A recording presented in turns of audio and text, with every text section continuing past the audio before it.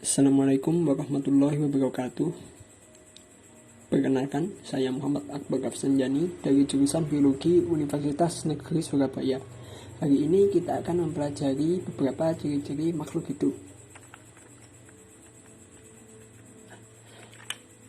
Ciri makhluk hidup yang pertama adalah bernapas. Apa itu bernapas? Bernapas adalah proses pengambilan oksigen dari lingkungan untuk digunakan dalam proses metabolisme dan oksidasi bahan makanan di dalam sel. Nah, proses metabolisme ini menghasilkan energi, karbon dioksida, dan uap air.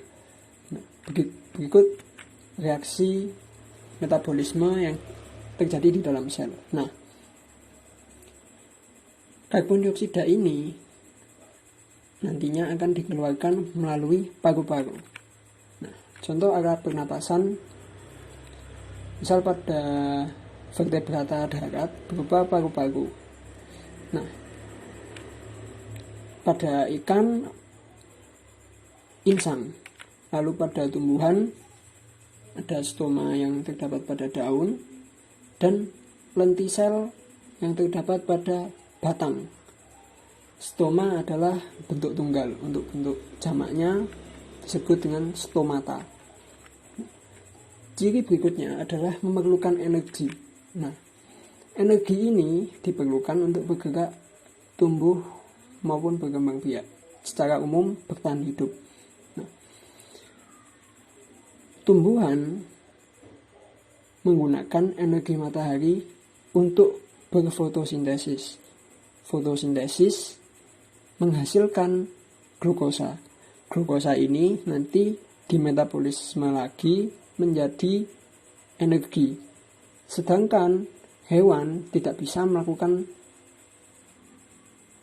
fotosintesis, sehingga hewan harus mendapatkan energi dengan cara memakan makhluk lain.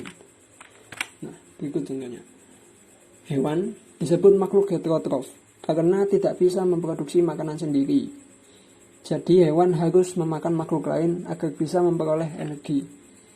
Tumbuhan sebaliknya disebut makhluk autotrof, yaitu dapat menyintesis makanan sendiri. Tumbuhan memperoleh makanan dengan cara fotosintesis. Nah, berikut reaksi fotosintesis, yaitu air dan karbon dioksida diproses menggunakan sinar matahari di dalam klorofil menghasilkan glukosa dan oksigen. Nah, ciri makhluk hidup yang berikutnya adalah bergerak. Apa itu bergerak? Perubahan posisi baik seluruh tubuh maupun sebagian anggota tubuh. Misal pada hewan, kuda yang berlari, manusia yang orangnya sedang menulis, dan lain sebagainya. Sedangkan pada tumbuhan, gerakannya tidak begitu jelas, tapi apabila diamati dengan seksama, maka akan terlihat bahwa tumbuhan sebenarnya juga bisa bergerak. Nah, berikutnya adalah tumbuh dan berkembang. Nah, seperti ini. Jadi tumbuh dan berkembang adalah sebuah proses di mana makhluk hidup secara ukuran menjadi lebih besar, bertambah besar, dan semakin kompleks. Nah, lalu yang berikutnya adalah menanggapi rangsangan. Makhluk hidup memiliki kemampuan menanggapi atau peka terhadap rangsangan. Rangsangan ini disebut stimulus, sedangkan reaksinya disebut dengan respons. Contohnya adalah seperti ini, misal pada hewan adalah pupil yang mengecil dan membesar. Pupil yang mengecil dan membesar ini merupakan tanda dari kepekaan makhluk hidup, khususnya hewan, terhadap rangsangan. Ketika makhluk hidup tersebut, ketika hewan tersebut berada di lingkungan yang terang, maka pupil akan mengecil agar tidak terlalu banyak cahaya yang masuk ke mata.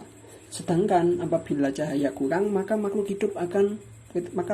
pupil mata akan membesar, pupil mata hewan akan membesar, sehingga cahaya bisa masuk ke mata lebih banyak dan hewan bisa melihat dengan lebih baik.